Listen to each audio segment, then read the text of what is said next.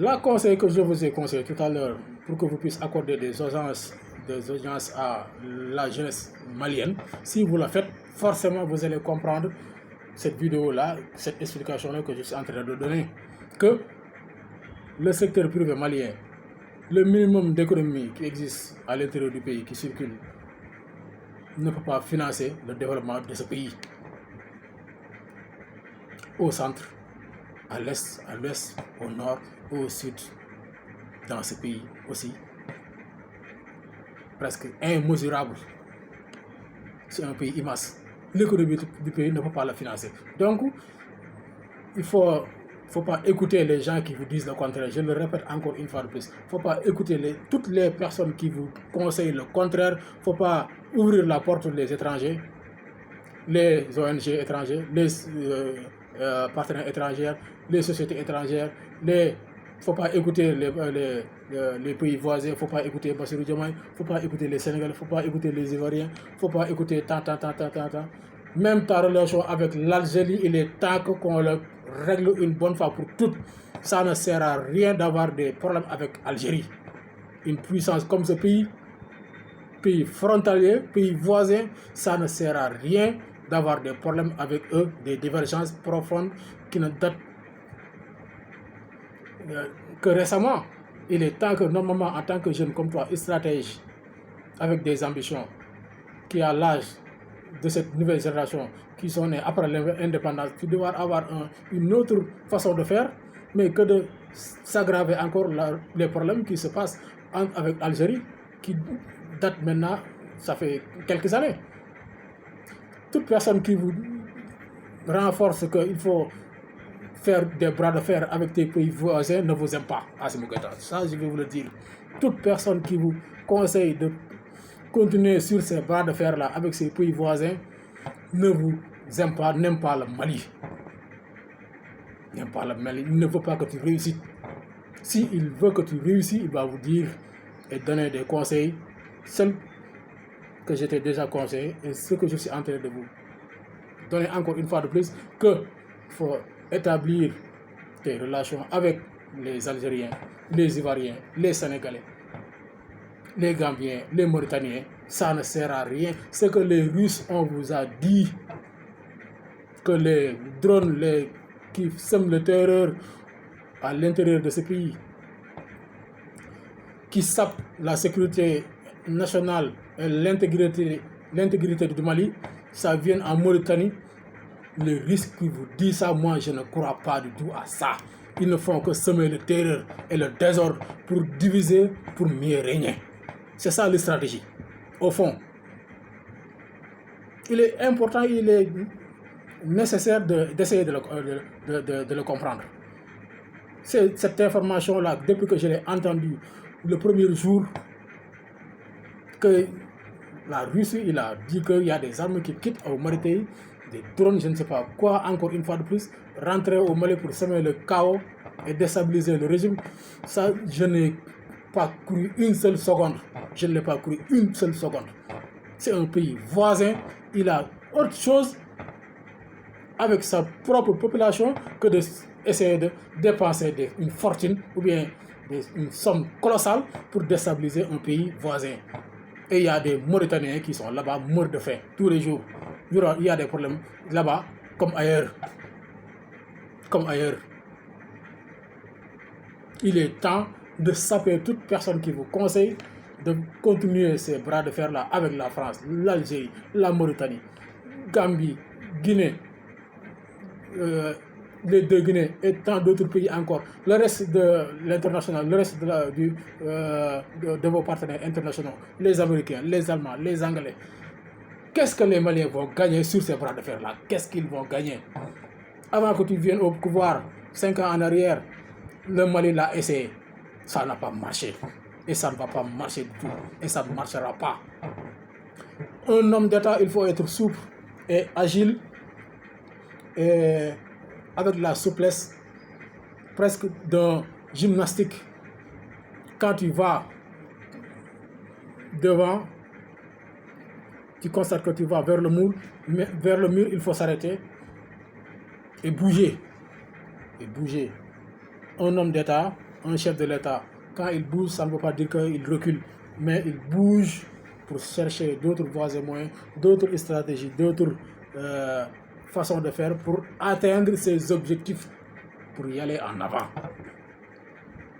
Ce qu'on y retiendra le jour que tu vas quitter au pouvoir, on va retenir que le bilan positif que vous avez réalisé avec ton régime, avec ton gouvernement. On ne retiendra rien du tout, que du positif.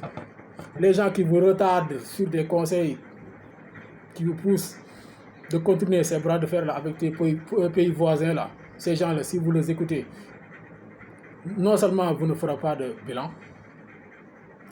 vous ne laisserez pas un bilan, mais vous allez perdre du temps, de l'énergie, beaucoup de plumes qui ne va vous servir à rien du tout. Ni vous, ni les Maliens, ni le pays. Je vais y aller tout droit au but. Allez, toute cette discorde, toutes ces divergences avec les pays voisins. Appelle il faut prendre dès maintenant, désormais, dès aujourd'hui, l'ex-président du Sénégal, son excellence M. Sall, il faut le faire partie désormais de tes conseils. Macky Sall ne te veut pas du mal. Ça, il y a des gens qui l'ont essayé. Le moment qu'ils ont créé, ça fait plus de 5 ans en arrière qu'ils ont créé le G5 de Sahel, il y a des gens qui ont fait rentrer des bêtises sur la tête ou dans la tête des Maliens que Macky Sall leur veut du mauvais. Macky Sall, il est le pire ennemi, fait partie des ennemis du Mali. C'est le pire esclave ou bien excellent ami de Macron ou bien des Français, ou l'OTAN, ils veulent déstabiliser le Mali. Tout ça, c'était des conneries. De A à Z. De A à Z. Tout ça, les Maliens, normalement, ils ont constaté que le vrai problème du Mali, c'est les Maliens. Le vrai problème du Mali, c'est les Maliens. Je vais avoir le courage de le dire pour le bien du pays. Parce que le pays, là où je suis, c'est aussi mon pays. Il le sera et il le restera. Toutes les gens qui vous conseillent, qui conseillent avant, heureusement, Ibeka l'avait compris, toutes les gens qui essaient de leur créer des problèmes, des divergences, des détails entre le Sénégal, Macky Sall et le Mali et l'État du Mali, ils ont tous échoué. Où est aujourd'hui le G5 Sahel? Il est où? Et si vous ne faites pas attention, comme je l'ai expliqué hier sur une vidéo, ou sur une vidéo plutôt, si vous ne faites pas attention, là aussi ça sera la même chose comme le G5 Sahel. Parce que vous ne pouvez pas avoir l'instabilité. Le Mali n'aura jamais la paix, la stabilité, le développement. Le Sénégal n'aura pas la paix, la stabilité et le développement sans le Mali, sans le Sénégal. C'est impossible. C'est impossible. Et le reste de ces pays qui nous entourent n'aura jamais la stabilité, la sécurité et le développement sans un lien fort, sans l'entente, sans un seul programme, sans une seule stratégie et une nouvelle démarche. En tant qu'un jeune comme vous, M. Goïta, comme son excellence M. Traoré de Burkina, comme Tchari, notre oncle au Niger, comme notre grand frère en Guinée-Conakry, j'ai oublié encore son nom, et notre frère encore en Guinée-Bissau, Cap-Vert, notre parent aussi, le président du Mauritanie, et notre ex-régime, ex-premier ministre malien, M. Maïga, il n'a qu'à se lever. Il est temps qu'on s'apaise la tension et arrêter ces bras de fer. Les Maliens, on en a assez souffert. Les Maliens, on en a assez souffert. Ils ne peuvent plus. Ils ne peuvent plus. Et ça, je vous le conseille et je vous le rappelle et je vous le donne comme un conseil en tant qu'un frère, un cousin, M. Assimi Goïta. Les Maliens, on n'en peut plus. Ça, je vous le dis en toute sincérité. En toute sincérité. Si les gens qui vous entourent, ils ne vous le disent pas d'une façon suffisamment, et ça, j'ai des doutes, ils vous le disent, c'est sûr, mais pas suffisamment, mais je vais vous le dire aujourd'hui, désormais, les Maliens, on n'en peut plus. Ils ont montré leur bravoure, ça fait plus de 10 ans, sans l'aide de personne, sans l'aide de personne. Tous ces détails-là que tu es en train de perdre du plume là-bas, et du temps, et de l'énergie, ça ne sert à rien, il est temps de l'arrêter. Bras de fer contre Algérie, bras de fer contre CEDEAO, bras de fer contre l'international, bras de fer avec tes propres hommes politiques à l'intérieur du pays, bras de fer avec le secteur privé à interne, bras de fer avec tes partenaires qui créent de l'emploi, qu'ils ont installé, qu'ils ont mis ces jeunes gens-là, mis en place ces jeunes gens-là à l'intérieur du pays, à l'intérieur du Mali, qui fait que créer de l'emploi pour les Maliens, bras de fer avec ces gens-là, bras de fer avec toutes ces organisations, ces personnages, ces personnalités. Qu'est-ce qu'il peut apporter le Mali? Rien. Rien du tout. Rien du tout. Il est temps que notre parent, l'ex-ministre malien, M. Maïga, il est temps que tu prennes ton téléphone et appelles votre petit frère, M. Sall, en États-Unis ou bien au Maroc ou au Sénégal. Il est temps que vous parlez et essayez de parler vos frères qui dirigent ces pays Afrique de l'Ouest.